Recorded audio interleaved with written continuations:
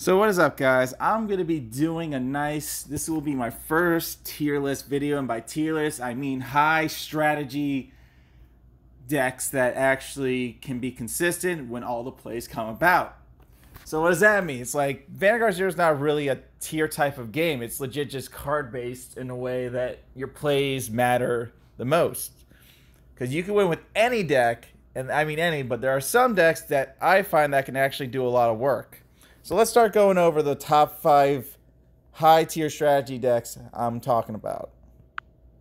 So on our top 5, number 5 is definitely Pale Moon.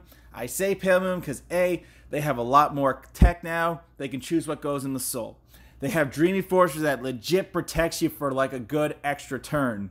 So when that 5th damage comes in, you need Dreamy to protect you, he's there. Especially when you have 4 of those and you pile those up, you're set for legit the entire match. Especially with a couple PGs in your hand, you're going to be living for a while. You'll live an extra 2 turns. Pale Moon has some really good high tier strategies that people kind of sleep on, and you don't see much of it around, but you should eventually, because Pale Moon has a lot going for it.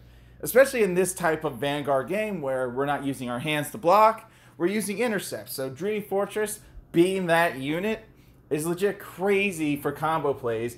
And with Liquor doing what she does best with that counterblast when your rear guard's placed, and she gets power when she does it, it's an amazing card nonetheless. She fills your field up so you don't have to waste a hand.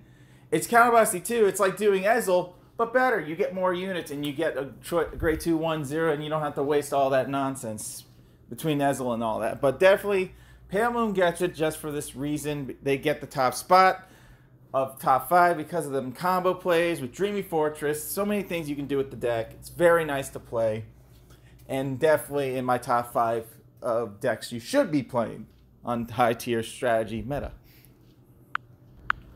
Number 4 on my top tier high strategies is Duke.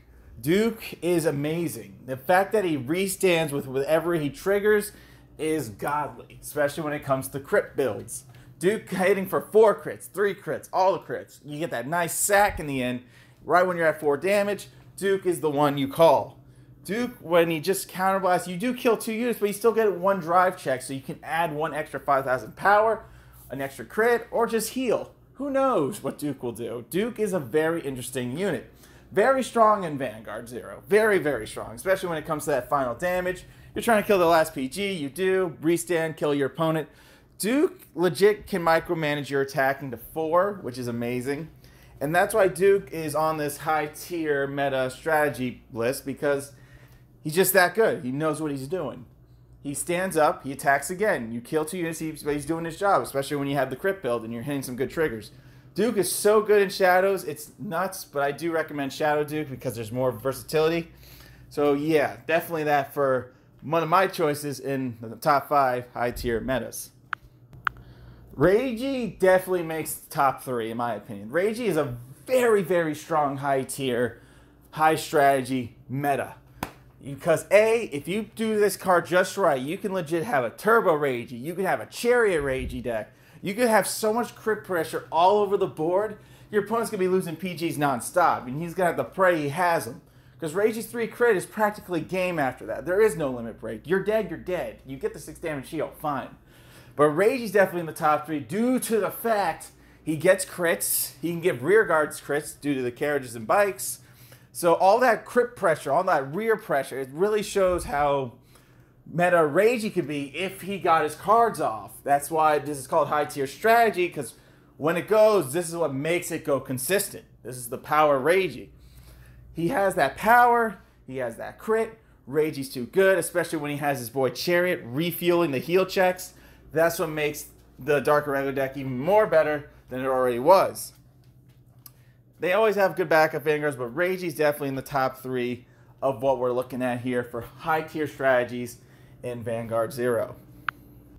Obviously, number 2 has to go to Ezel. Ezel has... Golds has been around for a while now. Once they dropped, everyone hopped the gold train once MLB died. But I can understand. Ezel is a god Vanguard unit for what he's worth. Counterblast 1, summon anything you want. Have a bunch of intercepts? Of course. You're playing defense for a while, and that's why you play crits or stands. Ezel can run an entire trigger set, and he'd be godly. because that Counterblast 1 is so free, you're legit getting free units, you're getting free thinning, and all that other good stuff. Like, you're killing it when it comes to Ezel. That's the beauty of Ezel. It's a ridiculous unit. But no, he's number 2 for a lot of good reasons, because number 1, I think that's a no-brainer once we get to it. The fact that you can summon anything you want, set up a field, make your field look nice, you hold cards in your hand until you feel like you're out of options. Ezel just does what he has to do. And, you know, that's what I can appreciate. But that's why Ezel is another one of those high-tier strategy metas that keep you alive during matches and can obviously get you the win in the end if played correctly. I mean, number 1's definitely going to the Narukamis. Let's be real here. Narukamis have the interesting most consistencies when it comes to attacking, killing, and destroying everything below them.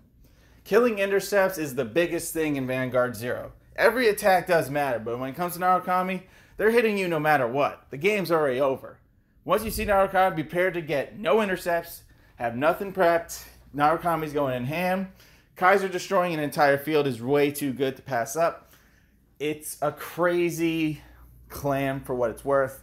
With the power of Thunder and Indra by their side, they have a lot of options they can work with as well. Dungaree being the close second to the Narukamis with the free kill, and once we get unlimited, things are going to get even more amazing with Narukamis, period. But yeah, definitely you can't beat Narukamis as they are pretty good high tier strategy, because still they have to pull their shadies, they have to pull their freaking self-damagers, just in case, because once they clean up the field, they clean up the field, and that's the beauty of Kaiser Vermilion. That's why you have these cards. This is how you make you break or make it or break it. I mean, you're destroying your opponent's defenses. You can run crits, draws, because in the end, your card's going to be attacking the Vanguard, period. So there's always ways to conserve your units as well if you didn't want to lose any intercepts that turn to begin with. So that concludes our top 5 high-tier strategy metas.